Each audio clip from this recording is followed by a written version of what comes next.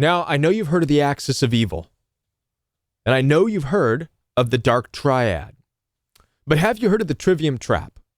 The narcissistic trivium trap?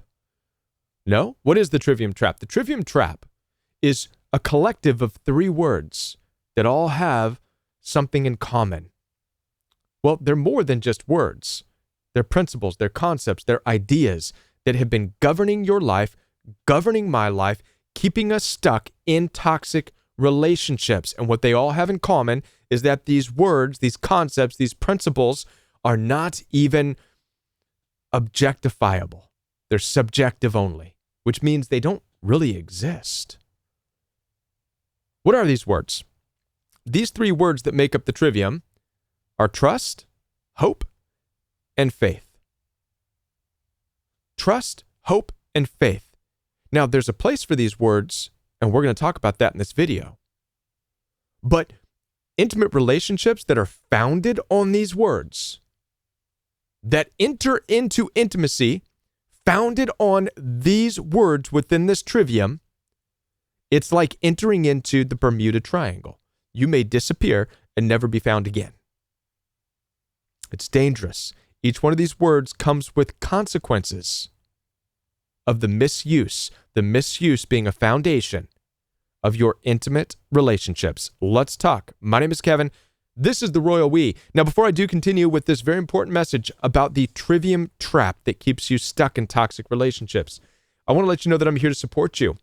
Down in the description box below this video, you'll find access for one-on-one appointments with me. I do take telephone calls as well as video calls through Zoom, FaceTime, and WhatsApp. So if you're stuck in a toxic relationship right now, either through trust, hope, or faith, and you need someone to talk to because you are feeling betrayed, you're feeling sick, and you're losing your faith, head on down there, schedule one-on-one time with me. I'd love to work with you and coach you out of this situation. Also, I do have a coaching program. Now, my program is live and in person each and every day. It's also community-oriented. We operate out of a diary, out of a journal, and out of a year plan, a year goal to get you to the place where you need to be. And if you join right now, by the way, you will also get, in addition to the journal and the diary, you'll get my custom handmade artwork that I've made for you. You can put it on your phone. I also have it on my watch. I don't know if you can see that. It's an excellent reminder to be able to wake up and see that you are the Royal We. Yes, you are. Now let's get right into this because we have a lot to cover in this message. The trivium trap, trust, hope, and faith. The Bermuda Triangle of entering into intimacy, which will keep you stuck and will keep you abused. Let's begin with trust. Now, before I start talking about trust, I want to show you a clip. Yes, I'm on TikTok, and I uploaded this video to TikTok. It's about 60 seconds, and it's gained over 1.3 million views because people resonate with it. I don't know how I could have said it any better than I did in this video. So watch this TikTok video, and then I'm going to add some things to it. This is on the word trust. Trust doesn't exist. You don't bring people in your life because you trust them. You bring people into your life because you've observed them. You've watched them. You've judged them, and you judge them harshly. And only after you judge them and you see that you're compatible and that they are good-natured, then you can let them in your life.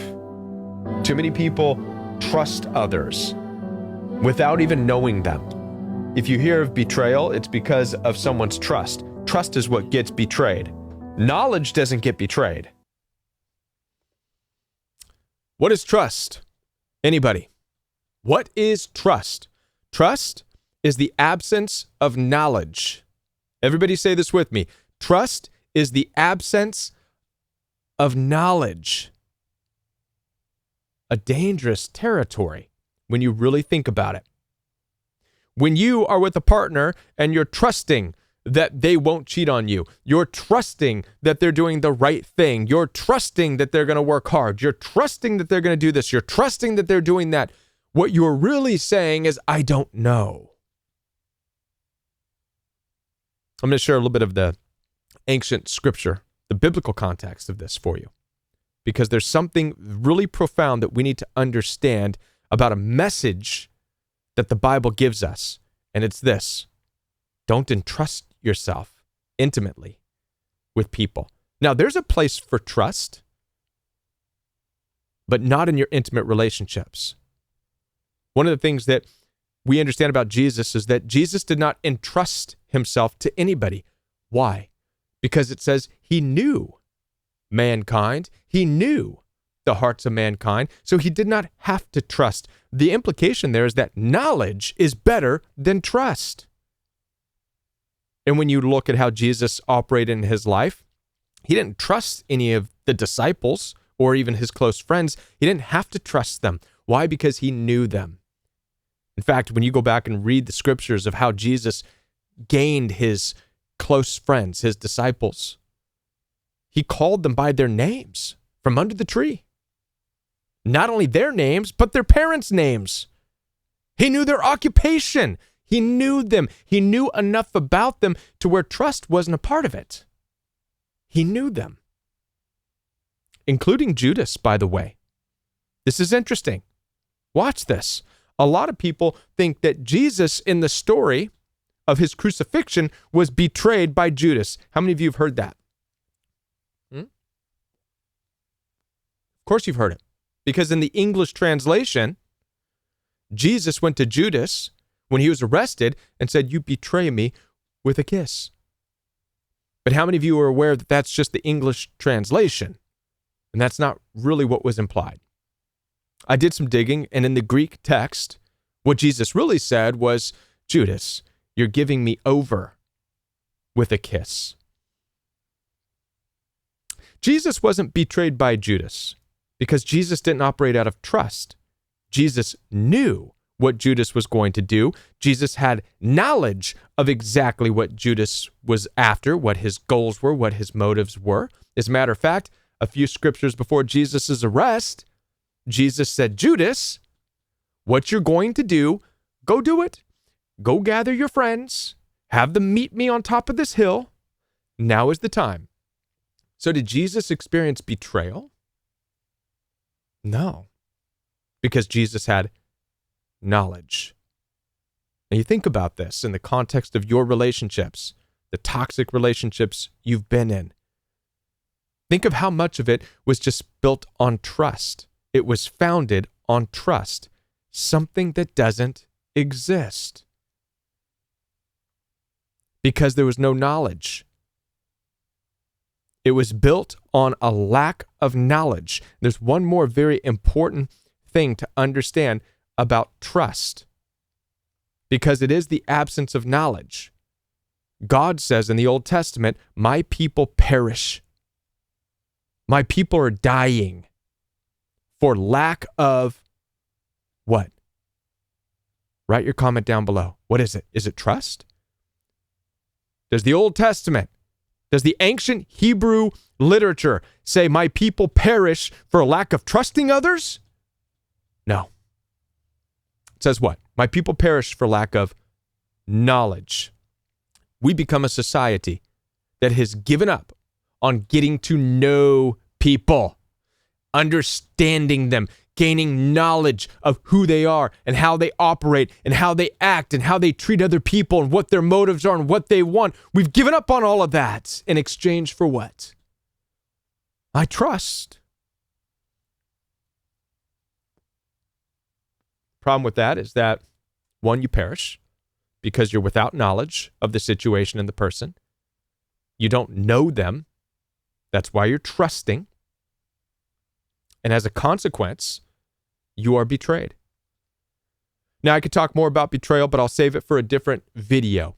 If one of you or many of you would like to know why betrayal hurts so bad, which means you're anchoring your life in something called trust, something that's not real, if you would like me to make a video on that, let me know in the comment section down below, and I'll talk about that, why betrayal hurts so bad, when betrayal is nothing more than a consequence of trust.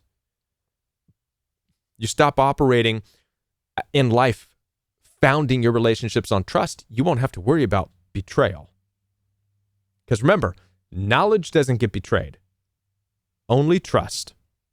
So let's stay away from trust. Let's not allow ourselves to enter into intimacy through the point of trust. Let's not allow it to be a foundation of our intimacy. Trust should not be a foundation. I don't care what society has said, what movies have said. I don't care how many people out there have said, you have to trust in relationships. It's all about trust. It's bogus. It's a trap. It's entering into intimacy through a point of this trivium, the trivium trap. And you will perish through being betrayed. All right. Moving on now to the next one, which is worse than trust, and that's hope. Now, there's a place for hope, but the place in life for hope is very rare. We are not meant to live our lives in hope of something within a relationship that does not exist. Because hope, what hope is hope goes against the reality of the present. Hope is the opposite of the present. That's what hope is. So hope is okay in the context of if somebody is sick, if somebody is dying. The reality of the present is that they're sick and they're dying. The hope is that they'll get better.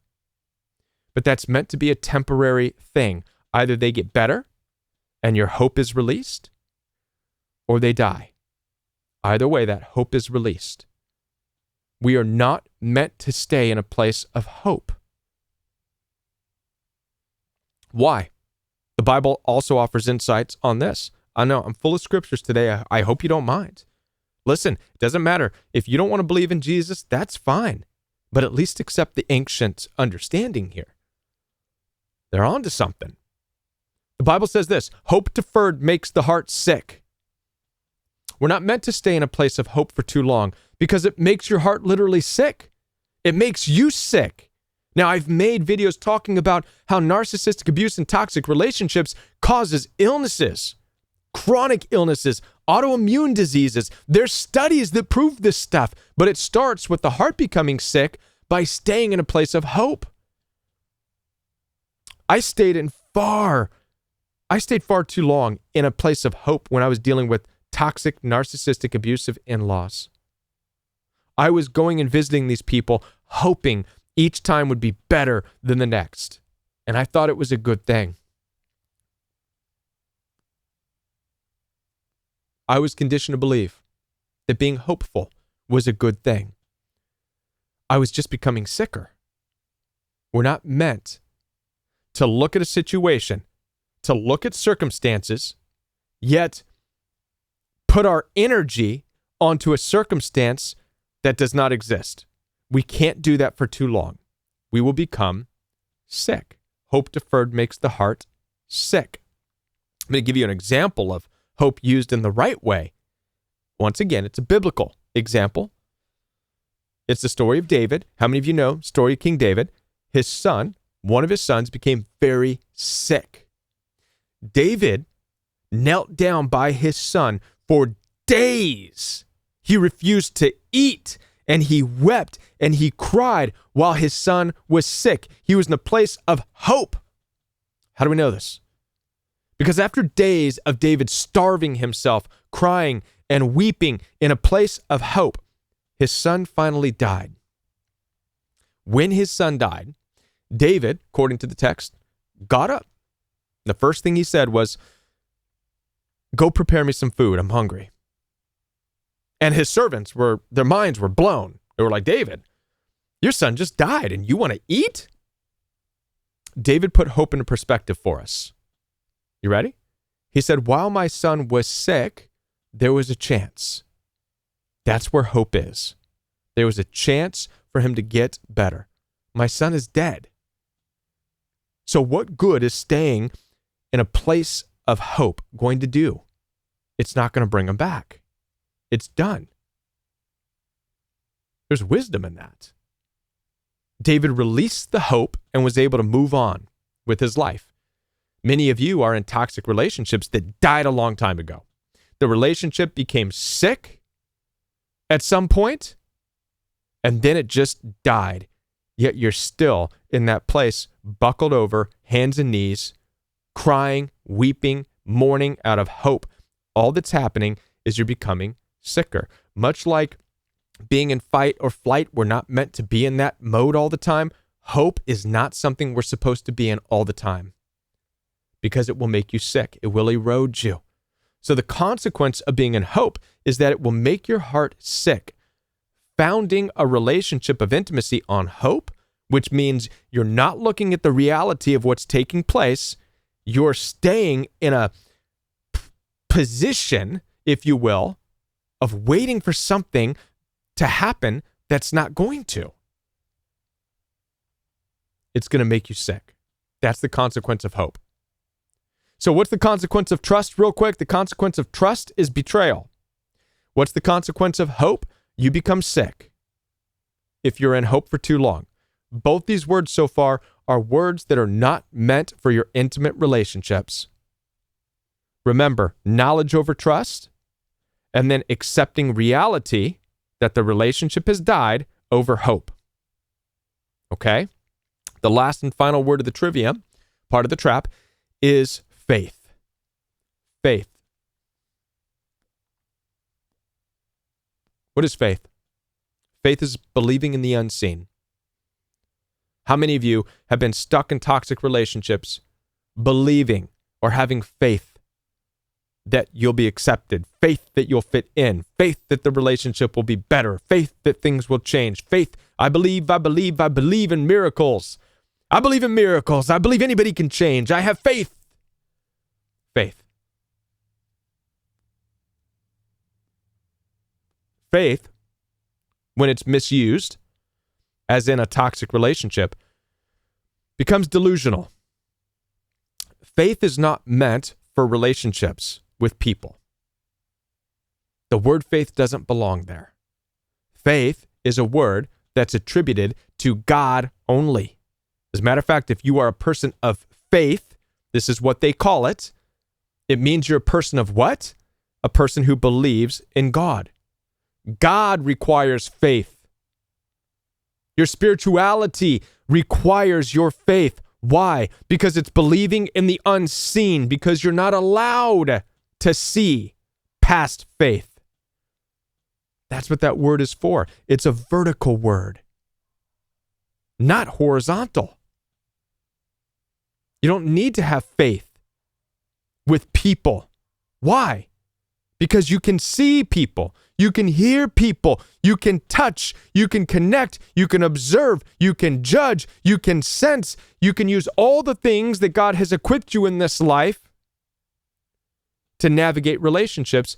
Faith is the one word that belongs with God. God requires faith of you. Your spirituality requires faith. Why would you take a word that God requires of you and give it away to other people? And what's the consequence of this, by the way?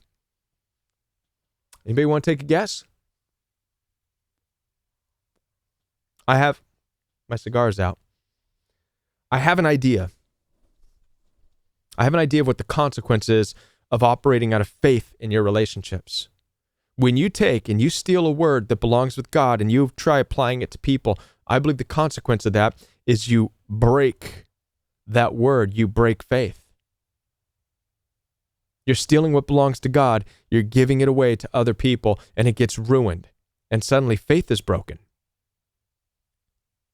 I'm going to put this another way. Many people who come out of toxic relationships, broken and shattered, have no more faith in them, also struggle with their faith with God. Why? Because faith has been misused. What belongs with God has been demolished with people. This is why relationships, your intimate relationships, are not supposed to be founded on faith. Not at all.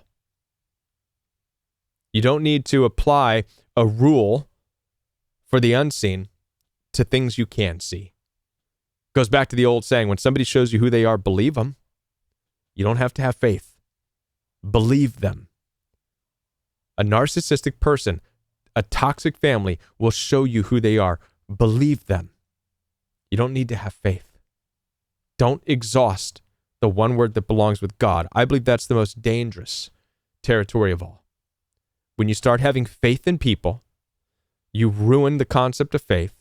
It shatters and it causes your relationship with your spirituality or your God to waver. So there you have it, folks. The trivium trap. Trust, hope, and faith. Words, concepts, and principles that each and every one of us at some point in our life have allowed to become a foundation of our intimate relationships, only to have experienced betrayal in our lives, to have become sick. Betrayal as a result of trust. We become sick as a result of holding on to hope. And last but not least, many of us, our faith has been shattered, altered, twisted. Be careful. Watch out for the trivium trap. I believe the devil has set this up. The enemy, if you will, evil, has designed this trivium trap to keep you in a place of suffering. It's time to break out of that and move forward. As I said before, I am here to support you. Down in the description box, find access for one-on-one appointments with me. Telephone calls, video calls are available. If you believe you're stuck somewhere in the trivium trap, trust, hope, and faith, reach out to me. I want to help you. Also, I do have a coaching program. My coaching program is live and in person. So if you're looking for a community to join, you do get your diary, you get your journal, and we're working through 2024 together. You will also get my artwork. Yay! You can put that on your phone, right? I'll be back with more videos. If you're brand new to the Royal We, be sure to hit the subscribe button so you don't miss any future videos. Hit the bell notification and be sure to like this video. And please share this video with somebody who needs to hear it tonight. I'll be back.